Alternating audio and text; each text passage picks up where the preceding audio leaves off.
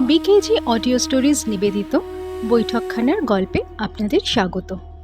আজ বৈঠকখানার আড্ডায় আমরা শোনাব প্রখ্যাত সাহিত্যিক হরিনারায়ণ চট্টোপাধ্যায়ের লেখা গা শিওরানো ভূতের গল্প ভৌতিক। তাহলে আর দেরি না করে চলুন শুনে নিই আজকের গল্প, হরিনারায়ণ চট্টোপাধ্যায়ের ভৌতিক।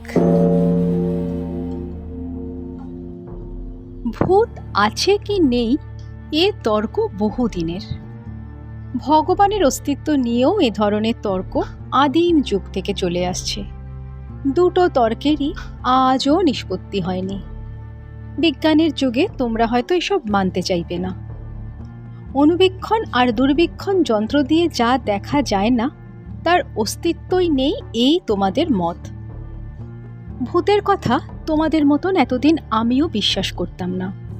অনেক জায়গায় ভূত দেখার আমন্ত্রণ পেয়েছি, পোড়ো বাড়িতে রাত কাটিয়েছি, ঘোর অমাবস্যায় শ্মশানে ঘোরাফেরা করেছি। কিছু চামচিকে আর শেয়াল ছাড়া আর কিছুই নজরে পড়েনি। ভূত সম্বন্ধে আমিও ঘোরতর অবিশ্বাসী হয়ে উঠছিলাম।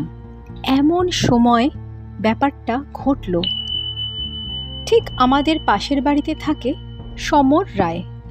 ছেলেটি দেখতে যেমন সুন্দর, লেখাপড়াতেও তেমনই উৎসাহী। বিএ পরীক্ষা দেবার আগে মাঝে মাঝে আমার কাছে পড়তে আসতো। সেই সময় তার বিদ্যা বুদ্ধি পরখ করার সুযোগ আমার হয়েছিল। তাছাড়া একেবারে পাশের বাড়িতে থাকতো। খুব ছোটবেলা থেকেই তাকে দেখছি। ইদানিং অনেকদিন সমরের সঙ্গে দেখা হয়নি। শুনেছিলাম পরীক্ষার পর সে বাইরে কোথায় বেড়াতে গেছে। এক সন্ধ্যায় ঘরে বসে একটা বই পড়ছি। বাইরে ঝড়ের আভাস, জানলা দরজার পর্দাগুলো দমকা বাতাসে উড়ছে। দু এক ফোঁটা বৃষ্টিও যেন গায়ে এসে পড়ল। কিন্তু বইটা এত ভালো লাগছিল যে উঠে গিয়ে জানলাগুলো বন্ধ করতেও ইচ্ছে করছিল না। হঠাৎ সশব্দে দরজাটা খুলে গেল। ভাবলাম ঝড়। চোখ ফিরিয়েই কিন্তু অবাক হলাম। সমর এসে দাঁড়িয়েছে। উস্কো খুস্কো চুল, পাংশু মুখ। কি সমর, কবে ফিরলে? বইটা মুড়ে প্রশ্ন করলাম। সমর কোচে আমার পাশে এসে বসল। এই একটু আগে। জামাকাপড় ছেড়েই আপনার কাছে চলে আসছি। কি ব্যাপার? মনে হলো সমরের বোধহয় জরুরি কোনো কথা বলার আছে। আপনার সময় হবে এখন? আপনার সঙ্গে একটা কথা আছে। হাসলাম। অফুরন্ত সময়। বলো, কি তোমার কথা? আপনি ভূত বিশ্বাস করেন মাস্টারমশাই? এ প্রশ্ন হাজার জায়গায় শুনেছি। সোজাসুজি উত্তর না দিয়ে বললাম, কি বলতে চাইছো বলো। মৃত্যুর পর মানুষ শেষ হয়ে যায় না মাস্টারমশাই। ভূত বলুন, আত্মা বলুন, তারা আছে। মাঝে মাঝে তারা দেখাও দেয়। বুঝলাম কোনো কারণে সমর খুব উত্তেজিত হয়েছে। অনেকেরই রজ্জুতে সর্পভ্রম হয়। আধো অন্ধকারে গাছপালা দেখে ভূতপ্রেত কল্পনা করে, কিংবা বদমাইশ লোকের প্রতারণায় ভুলে মনে করে অশরীরী কিছু একটা দেখেছে। সমরের পিঠে হাত রেখে বললাম, মাথা ঠান্ডা করে কি হয়েছে বলো তো। সমর কোঁচার খুঁড় দিয়ে কপাল আর মুখ মুছে নিল। তারপর একটু দম নিয়ে বলতে আরম্ভ করল। লখনৌতে আমার এক পিসি আছেন, আপনি জানেন বোধহয়। হ্যাঁ, তোমার কাছেই শুনেছি। তিনি কোনো এক স্কুলের শিক্ষিকা, তাই না? সমর ঘাড় নাড়ল। পিসি বৈজনাথ শিক্ষা সদনে পড়ান। তিনি অনেক দিন ধরে তার কাছে আমাকে যেতে লিখছেন, কিন্তু একটার পর একটা ঝঞ্ঝাটের জন্য যাওয়া আর হয়ে ওঠেনি। তাই পরীক্ষার পর ভাবলাম, এখন তো প্রচুর অবসর, এইবার ঘুরে আসি। মাসখানেক আগে দেরাদুন এক্সপ্রেসে রওনা হয়ে গেলাম। তোমার বাবার কাছে শুনেছি। আমি কোচের ওপর পা দুটো তুলে ভালো হয়ে বসলাম। আপনি শুনলে হাসবেন, জীবনে এই আমার প্রথম রেলযাত্রা। কাজেই উৎসাহের অন্ত ছিল না। প্রত্যেক স্টেশনে ট্রেন থামতেই আমিও নেমে প্ল্যাটফর্মে পায়চারি করতে আরম্ভ করি। গার্ডের হুইসেলের সঙ্গে সঙ্গে ছুটে এসে কামরায় উঠি। কিন্তু এক স্টেশনে বিপদ ঘটল। আমি সোজা হয়ে বসলাম। কি, ট্রেন ছেড়ে দিল তো? সমর আমার প্রশ্নের কোনো উত্তর না দিয়ে বলতে লাগলো, এক স্টেশনে নেমে এদিক ওদিক বেড়াচ্ছি, হঠাৎ দেখলাম একটি বছর ৮-৯ মেয়ে, বেশ ফুটফুটে চেহারা, কোঁকড়ানো চুল, পরনে নীলচে রঙের একটা ফ্রক, আমাকে হাত নেড়ে ডাকছে। প্রথমে ভাবলাম আমারই ভুল হয়েছে, মেয়েটি বোধহয় অন্য কাউকে ডাকছে। এদিক ওদিক চেয়ে দেখলাম না, আর কেউ তো ধারে কাছে নেই। মেয়েটিকে বাঙালি বলেই মনে হলো। প্ল্যাটফর্মের ওপর বেশিরভাগই অন্য জাতের জটলা। মেয়েটির সঙ্গে চোখাচোখি হতেই আমায় সে হাতছানি দিয়ে ডাকলো। ভাবলাম বিদেশে মেয়েটি নিশ্চয়ই কোনো বিপদে পড়েছে, আমাকে স্বজাতি দেখে সাহায্য চাইছে। মেয়েটির দিকে এগিয়ে গেলাম। মেয়েটি দাঁড়িয়েছিল। আমি এগোতে সে চলতে শুরু করলো স্টেশনের বিশ্রাম কক্ষের দিকে। বুঝতে পারলাম সম্ভবত ওই বিশ্রাম কক্ষে তার কোনো আত্মীয় বা আত্মীয়া বিপদে পড়েছেন কিংবা হঠাৎ অসুস্থ হয়েছেন। কিন্তু না, বিশ্রাম কক্ষের সামনে একটু দাঁড়িয়ে মেয়েটি ঘাড় ফিরিয়ে আমাকে দেখে আবার হাত নেড়ে ডেকেই আরও এগিয়ে গেল। এধারে একটা বকুল গাছ, অজস্র বকুল ঝরে পড়েছে পথের উপর। পাশে স্টেশনের সীমানার রেলিং।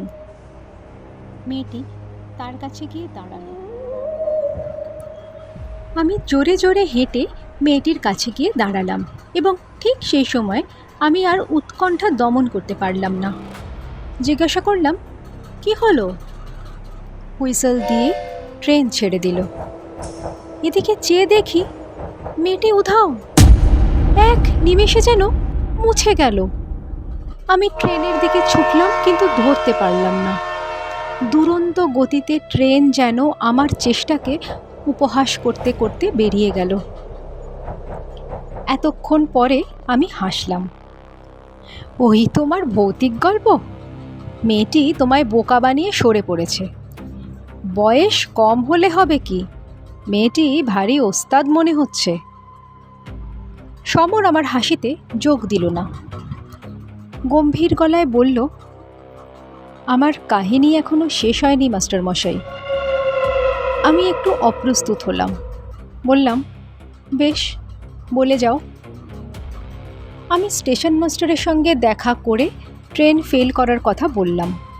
তিনি পরের স্টেশনে ফোন করে দিলেন যাতে তারা আমার বিছানা আর স্যুটকেসটা নামিয়ে রাখতে পারে। এর পরের ট্রেন রাত 9:30, হাতে অঢেল সময়। সমস্ত বিশ্রাম কক্ষগুলো তন্ন তন্ন করে খুঁজলাম। কয়েকজন দেহাতি যাত্রী বসে আছে। মেয়েটি কোথাও নেই। স্টেশনের বাইরে কয়েকটা টাঙাওয়ালাকে মেয়েটির কথা জিজ্ঞাসা করলাম। তারা কেউই কিছু বলতে পারল না। আশ্চর্য লাগলো, চোখের সামনে থেকে মেয়েটি কি করে নিশ্চিহ্ন হয়ে গেল? এই প্রচণ্ড দিনের আলোয় কোথায় সে সরে যেতে পারে? আশ্চর্য হবার আমার আরও বাকি ছিল। রাত 7টা নাগাদ সারা স্টেশনে হইচই, সবাই খুব ব্যস্ত। গিয়ে খবর নিয়েই চমকে উঠলাম। দেরাদুন এক্সপ্রেসের সঙ্গে এক মালগাড়ির ভীষণ ধাক্কা লেগেছে। অনেক লোক আহত হয়েছে, মারা গেছে বেশ কয়েকজন। আপাতত সব গাড়ি বন্ধ। 2-1টা রিলিফ ট্রেন সাহায্য নিয়ে ছোটাছুটি করছে। স্টেশন মাস্টারের কামরায় খুব ভিড়। অনেকেই আত্মীয় স্বজনের খবর নেবার জন্য ব্যাকুল। ভিড় কমতে খবর পেলাম দেরাদুন এক্সপ্রেসের সামনের 4খানা বগি একেবারে চূর্ণ বিচূর্ণ হয়ে গেছে। সামনের 3 নম্বরের বগিতে আমার থাকার কথা। সেই মুহূর্তে নতুন করে আবার মেয়েটির কথা মনে এলো। মেয়েটি যদি হাতছানি দিয়ে আমাকে ডেকে না নিয়ে যেত তাহলে আমার কি অবস্থা হতো ভেবেই শিউরে উঠলাম। সেই রাত্রেই দুটো টেলিগ্রাম করলাম, একটা কলকাতার বাড়িতে আর একটা লখনৌতে পিসির কাছে। লিখে দিলাম যে ভাগ্যক্রমে দুর্ঘটনার হাত থেকে আমি বেঁচে গেছি, পথে এক স্টেশনে আমি নেমে পড়েছিলাম। লাইন ঠিক হতে দিন দুয়েক লাগলো। তারপর লখনৌ রওনা হলাম পিসিকে খবর দিয়ে। সারা রাত মেয়েটির কথা ভাবলাম। বিধাতার আশীর্বাদের মতন মেয়েটি যেন আমার প্রাণ রক্ষা করতেই এসেছিল, কিন্তু কাজ শেষ করে মেয়েটি কোথায় মিলিয়ে গেল। পরের দিন 11টা নাগাদ লখনৌ পৌঁছলাম। স্টেশনে পিসি এসেছিলেন। খুব ছেলেবেলায় তাকে দেখেছিলাম, তবু চিনতে অসুবিধা হলো না। পিসির চেহারা প্রায় একই রকম আছে। প্রণাম করতেই বুকে জড়িয়ে ধরলেন, বললেন, খবরের কাগজে ট্রেন দুর্ঘটনার খবর পড়ে আমার যে অবস্থা হয়েছিল, কেবল মনে হচ্ছিল এর জন্যে যেন আমিই দায়ী। আমি বারবার তোকে আসতে লিখেছিলাম, তারপর তোর টেলিগ্রামটা পেয়ে ধরে প্রাণ এলো। কি ব্যাপার বলতো? সব ব্যাপারটা বললে পিসি হয়তো বিশ্বাসই করতেন না, বিশেষ করে তিনি যখন স্কুলে বিজ্ঞান পড়ান। কাজেই মেয়েটির ব্যাপারটা বেমালুম চেপে গিয়ে বললাম, চা খেতে একটা স্টেশনে নামতে ট্রেন ছেড়ে দিল পিসি, ছুটে গিয়েও ট্রেন ধরতে পারলাম না। পিসি স্বস্তির নিঃশ্বাস ফেলে বললেন, ভগবান তোকে বাঁচিয়েছেন, জন্ম জন্ম যেন তোর চা খাওয়ার নেশাটা থাকে। দুজনে টাঙ্গায় উঠলাম। প্রায় আধ ঘন্টার ওপর চলার পর একটা বাড়ির সামনে টাঙ্গা থামল পিসির নির্দেশে। পিসি নেমে চিৎকার করলেন, সুন্দর সুন্দর। একটি ছোকরা নেমে এলো। আমার সুটকেস আর বিছানা নিয়ে আবার ওপরে উঠে গেল। পিসির পিছন পিছন আমিও ওপরে উঠলাম। মাঝারি সাইজের একটা ঘরের দিকে আঙুল দেখিয়ে পিসি বললেন, ওই ঘরটা তোর, যা জামা কাপড় ছেড়ে নে, আমি জলখাবারের বন্দোবস্ত করি। শরীর খুবই ক্লান্ত ছিল। ঘরের মধ্যে ঢুকে একটা চেয়ারের ওপর নিজেকে ছেড়ে দিলাম। এক কোণে একটা টেবিল, তার ওপর বাতিদান, একটা আলনা, ছোট একটা খাট, দেওয়ালে গোটা তিনেক ছবি। সামনের ছবিটার দিকে চাইতেই সমস্ত শরীর বিদ্যুৎ পৃষ্ঠের মতো কেঁপে উঠল।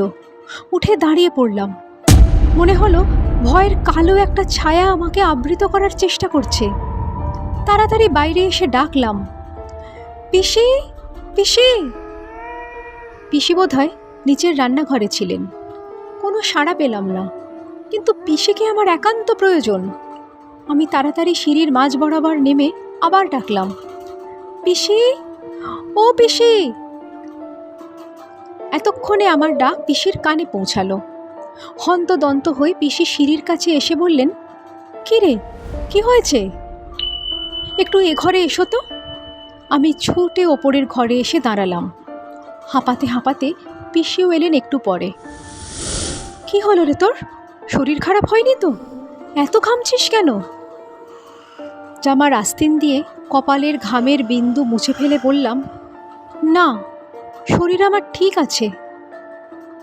কিন্তু এই ছবিটা কার? এই যে। হাত দিয়ে সামনের ফটোটা দেখালাম। পিসি বললেন, ওটা টুনুর ফটো, আমার মেয়ে টুনু। মেয়ে? হ্যাঁ, তাকে তুই দেখিসনি। তোর জন্মাবার বছরখানেক আগেই টুনু মারা গেছে টাইফয়েডে। বোধহয় বছর 8 হয়েছিল বয়স। শেষ দিকে পিসির কণ্ঠস্বর একটু গাঢ় হয়ে এলো, কিন্তু ঠোঁটটা কামড়ে থেমে গেলাম। কী রে, কী বলবি বল? পিসি বললেন, তুমি কি বিশ্বাস করবে পিসি? বিশ্বাস করবার কথা নয়। কথাটা বল, তবে তো বুঝবো বিশ্বাস করার কথা কিনা। পিসি আমার ভাবভঙ্গি দেখে রীতিমতো বিস্মিত হলেন। টুনুদির সঙ্গে আমার দেখা হয়েছে পিসি। আমার কথা শেষ হবার আগেই পিসি ধপাস করে চেয়ারে বসে পড়লেন। ভাবলেন নির্ঘাত ছেলেটার মাথা খারাপ হয়েছে। একটু একটু করে সব বললাম। যখন শেষ করলাম পিসির চোখ দিয়ে টস টস করে জল পড়ছে। পিসি বিজ্ঞান পড়ান, কিন্তু একটি কথার প্রতিবাদ করলেন না, কিছু অবিশ্বাস করলেন না, শুধু বললেন টুনুই তোর প্রাণ বাঁচিয়ে দিয়েছে। এবার সমর আমার দিকে ঘুরে বসল। বলুন মাস্টারমশাই, কী করে এটা সম্ভব? মারা যাবার পরও কি আত্মার স্নেহ, দয়া মায়ার আকর্ষণ থাকে? নিজের আত্মীয়দের বাঁচাবার জন্য তারা কি মানুষের দেহ ধরে আবার ফিরে আসতে পারে মরলোকে? বাইরে ঝড়ের সঙ্গে প্রবল বৃষ্টি শুরু হয়েছে।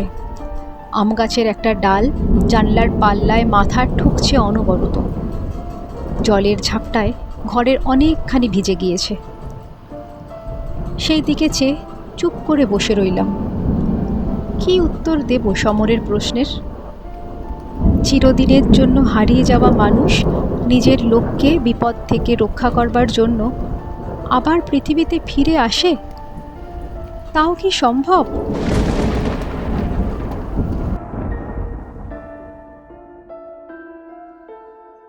আজকের গল্প এখানেই শেষ হলো। বৈঠকখানার গল্প যদি আপনাদের ভালো লাগে তবে চ্যানেলটি লাইক ও সাবস্ক্রাইব করবেন। আর হ্যাঁ, আপনাদের মূল্যবান মতামত জানাতেও ভুলবেন না কিন্তু।